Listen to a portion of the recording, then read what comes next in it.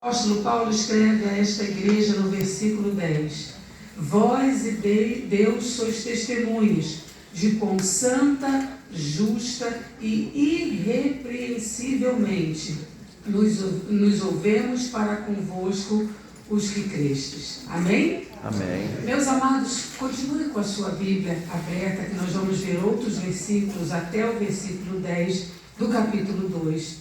Essa passagem que Paulo está escrevendo, um pedaço dessa carta à igreja de Tessalonicenses, ela é um modelo de defesa e um exemplo de cuidado pastoral.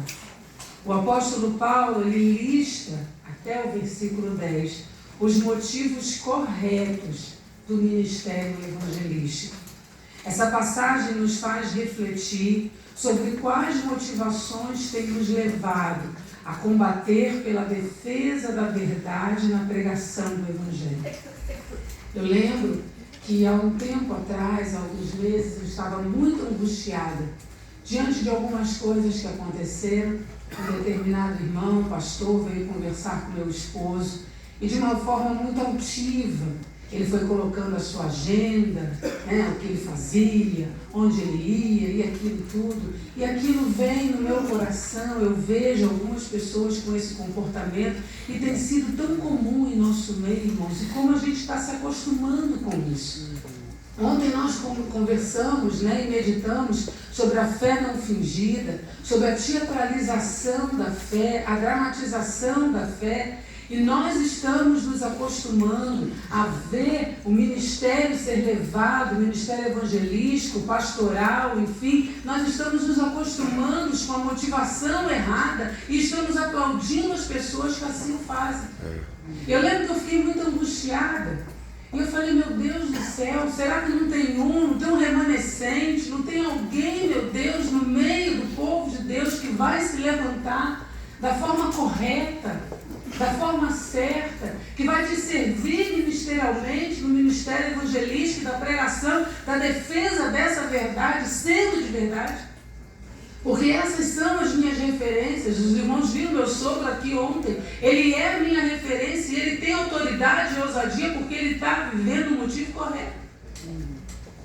Mas me assusta em pensar que nós estamos, irmãos, nos acostumando a esses homens. E de repente, eu abri a carta de Paulo aos Tessalonicenses.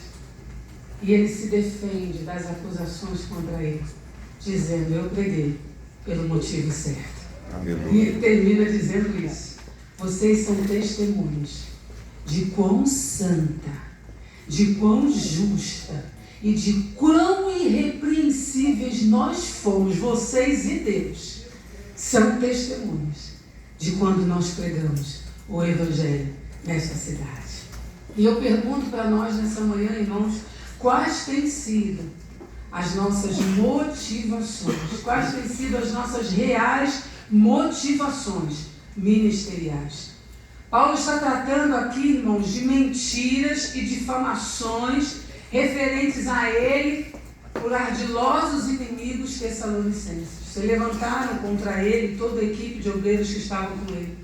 Eles estavam sendo acusados de serem iguais aos propagadores de outras religiões pagãs que competiam pelo público. Vocês são iguais aos outros, as religiões orientais, os outros que estão chegando aqui, vocês são iguais a eles. Vocês vivem da mesma forma.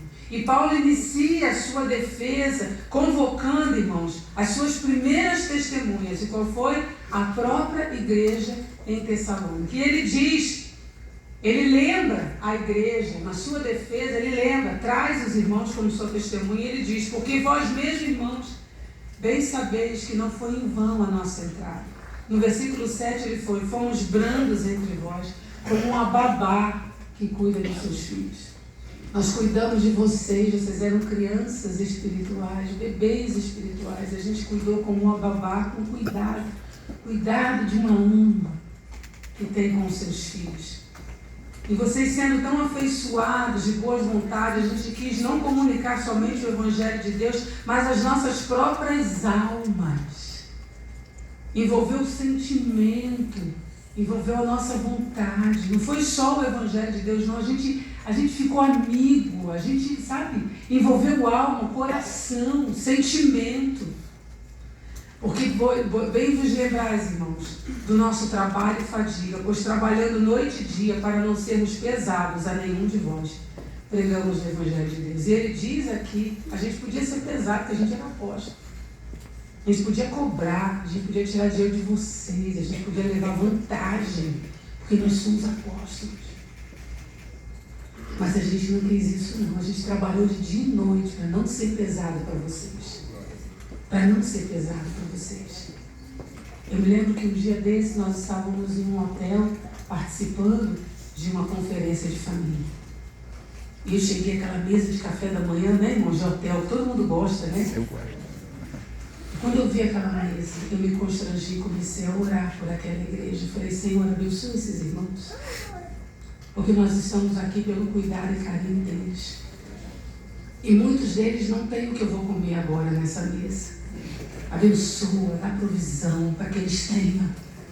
Sabe, a oferta deles que está aqui. É o que eles investiram, o pastel que eles venderam, a coxinha que eles venderam para a gente estar aqui, o Ministério da Família. Abençoa os seus filhos. Porque eu não quero ser pesada para eles. Sabe, irmãos? Trabalhamos de noite e dia. Nos envolvemos não só pregamos o Evangelho, mas colocamos a nossa alma nisso. Paulo chama a igreja, lembra os irmãos na sua defesa. E ele se defende, irmãos, aqui das 3 maiores acusações contra eles: o engano, a imundícia e a fraudulência. E essas são, irmãos, as tentações mais sutis que nós enfrentamos no combate da pregação do Evangelho, quando o orgulho e a altivez tomam conta do nosso coração. Sabe quando aquele irmão chega para você e fala: que mensagem! Como Deus te usa! Varão Deus é contigo na terra. Eu costumo responder aos irmãos: nós só lemos a Bíblia, irmãos, e meditamos sobre ela. Está tudo aqui. A gente só fez ler hoje. A gente só fez ler. Eu só prego a Bíblia, irmãos. Eu prego só a Bíblia, porque, sabe, se eu for falar alguma coisa de mim, e os irmãos falam: irmão, eu estava aqui, irmão, é que a gente não leu antes, a gente esquece. Estava aqui a palavra. O orgulho e a altivez vão tomando conta do nosso coração e chega o engano, a imundícia e a fraudulência. Paulo diz: porque a nossa exortação não foi com engano, ou seja, não foi com erro. A mensagem não era errada, nem com imundícia e nem com fraudulência, nem com astúcia e nem com fraude. E o apóstolo Paulo, irmãos, nesse momento convoca a sua principal testemunha ministerial, que é Deus. Primeiro ele convocou a igreja, os irmãos, lembrando que eles viveram juntos. Agora ele chama Deus para o negócio. E aqui é que está o problema, irmãos. Ministerialmente, será que podemos chamar Deus para avaliar as nossas motivações? Aí ele chama Deus como testemunha. Mas como fomos aprovados de Deus para que o Evangelho nos fosse confiado, versículo 4. Assim falamos, não como para agradar aos homens, mas a Deus, que prova os nossos corações. Porque bem sabeis que não usamos de palavras lisonjeiras, nem houve pretexto de avareza. Deus é testemunha. Primeiro ele chamou a igreja para testemunhar. Cuidamos de vocês, não fomos pesados, trabalhamos, nos envolvemos com a alma, não só pregamos o Evangelho, mas realmente envolvemos com o sentimento. E agora a gente chama Deus. Fomos aprovados por Ele, porque o Evangelho nos foi confiado, por isso. Primeiro a gente foi aprovado por Ele, irmãos. Aí fica todo mundo pensando, né? Agora está a teologia PP, né? Propósito, né? Processo, propósito, não é isso? Teologia PP, processo, propósito. Tudo é processo. Para o propósito. Né?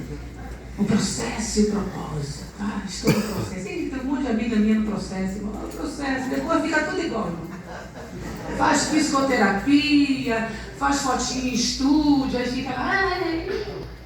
Aí bota telefone, agenda aberta, venha se cuidar, venha se tratar, é a mesma coisa. Mas nós fomos aprovados por Deus para falar o Evangelho. Paulo diz isso. O propósito era esse, era falar o Evangelho de Cristo, era sofrer por Ele. Ele chega lá em Tessalônica, irmãos, ainda eles viram, ele coloca que vocês foram testemunhas de como a gente chegou machucado de Filipos. A gente saiu de lá machucado, arrebentado, com marca no corpo, chegaram ainda machucado ali. Mas chegaram com alegria, porque eram aprovados que estavam falando o Evangelho de Deus. Paulo declara, irmãos, não houve erro em nossa pregação. Não houve imundície e omissão de pecados, porque quando a gente não confronta o pecado, a gente leva o povo à imundície. Que você não diz que ele está pecando, você passa pano. Sabe passar pano? Já tem essa expressão agora, né? Todo mundo está passando pano na igreja e o povo está pecando, mas pecado tem nome e o nome tem que ser dado. Leva o povo à imundície. Não houve astúcia, não houve fraude. Nós não bajulamos os homens e nem os agradamos para conseguir vantagens pessoais. Não buscamos dinheiro, fama e nem popularidade. Deus é nossa testemunha.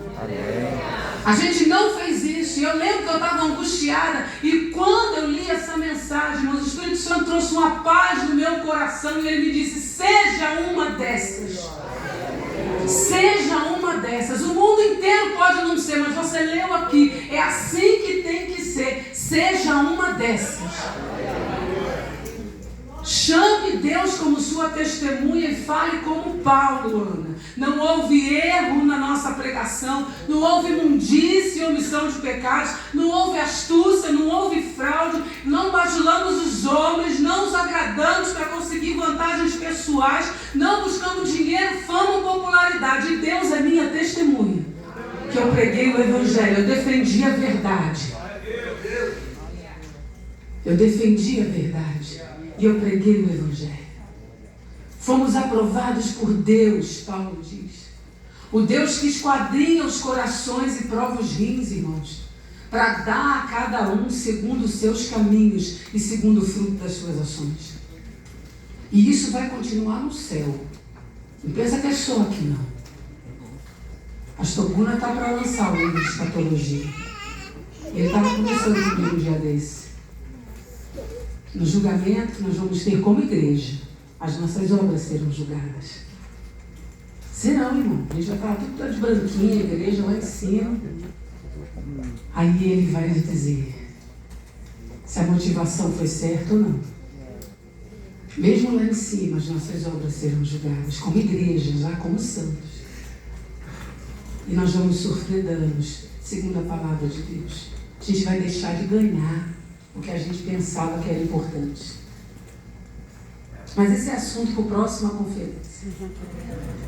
Paulo diz, irmãos, vós e Deus sois testemunhas de quão santo e justo e irrepreensivelmente nos devemos falar convosco. Botou as duas testemunhas juntas, a igreja e Deus.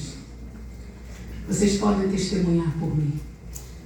E olha a forma, santo, nós somos santos. Fomos justos e irrepreensíveis. Vocês não têm o que dizer de nós. Fomos aprovados por Ele. Ele aprovou o nosso comportamento, as nossas intenções, as nossas motivações. Meus irmãos. Está na moda agora, né? Os crente coaching, o evangelho coaching. Quais são suas motivações e seus sonhos? Onde você quer chegar? Como é assim? Que falam pra gente? Não é? Bota na nossa cabeça que a gente é super importante. Você sai aqui da conferência, agora vai! Aí não foi. O meu número de seguidores vai aumentar. Vou fazer, vou acontecer. Coloca os dois no banco, Deus e igreja. Eu não tenho o que dizer de nós. Aí a ousadia vem. Porque a motivação correta, irmãos, o motivo correto nos fará ter ousadia e pregação e poder na pregação do Evangelho. E ontem eu sorri e falei, Espírito Santo, muito obrigada. Porque o pastor Guna terminou a noite de ontem orando para que Deus nos desse ousadia. E a ousadia virá com entrega e sinceridade. Estava tudo anotado, irmãos, o pastor Guna orando aqui. A ousadia e o poder virá. A ousadia e o poder virá na nossa vida. Com entrega, como nós vimos ontem os pastores ministrando, com oração, com entrega. Com entrega e sinceridade. E sinceridade. Quando abalar o seu coração, fala com Ele: Deus, eu estou aqui como evangelista, no ministério, estou trabalhando, estou dando aula, isso abalou meu orgulho. Abalou. Tira do meu coração essa raiz do orgulho, da altivez, de que eu posso, de que eu faço. É o teu evangelho. Teve um que morreu, irmãos, e é Ele que cura, é Ele que salva, é Ele que liberta. A igreja está deixando de ter experiências com o Espírito Santo, porque a gente está tendo experiência com homens. Sabe? A gente convida, eu estava conversando isso com o irmão Magno e Nozaga, convida o pregador, convida o cantor e quer que eu fique soprando para você ter fogo, né? A igreja está assim, preguiçosa. A pregadora que se vire, que desça. A cantora que tira o sapato e sai pelo meio do povo me animando. Não, amados. Não somos donos desse poder. Somos da época em que a igreja glorificava, ficava cada um no seu banco e o Espírito Santo batizava, era no banco mesmo, não precisava nem você ficar meia hora implorando, não.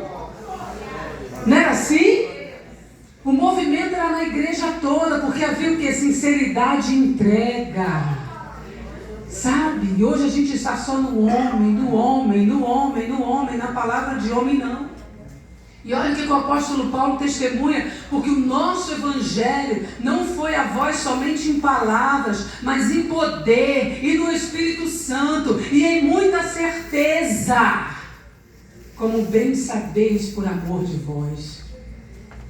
E é assim que Deus vai nos usar, irmãos, com ousadia, não só com palavras, com discurso bonito. Saia daqui dessa conferência cheio de poder no Espírito Santo, com muita certeza, sabe, com muita certeza. E é isso que Deus quer nos dar, que isso é ousadia, é poder, é a presença do Espírito Santo e muita certeza. E Ele diz: tornamo-nos ousados em nosso Deus, para vos falar o Evangelho. Que diz: tivemos coragem de anunciar o Evangelho. A gente entrou machucado, saiu de Filipos ruim que só, capengando, mas a gente chegou com poder, cheio do Espírito Santo, com certeza. E proclamamos o Evangelho com energia, com liberdade, com ousadia em Deus. É assim que Deus quer que nós saiamos daqui, meus irmãos. É assim que Deus quer que nós saiamos daqui. Que a gente saia defendendo a verdade, pregando para a igreja do Senhor o Evangelho, a palavra, como Ele já reiterou várias vezes a nós nessas palestras, nesse dia. Ele está aqui para que a gente possa fazer isso, irmãos. Sabe? Um Evangelho não só de palavras, mas com poder, no Espírito Santo, com muita certeza, com ousadia em Deus, com muita energia e liberdade em Cristo, para falarmos dele. Quais têm sido, irmãos, as nossas reais motivações? As motivações corretas nos farão ter ousadia e poder na pregação do Evangelho. Que Deus nos abençoe. Amém? Amém.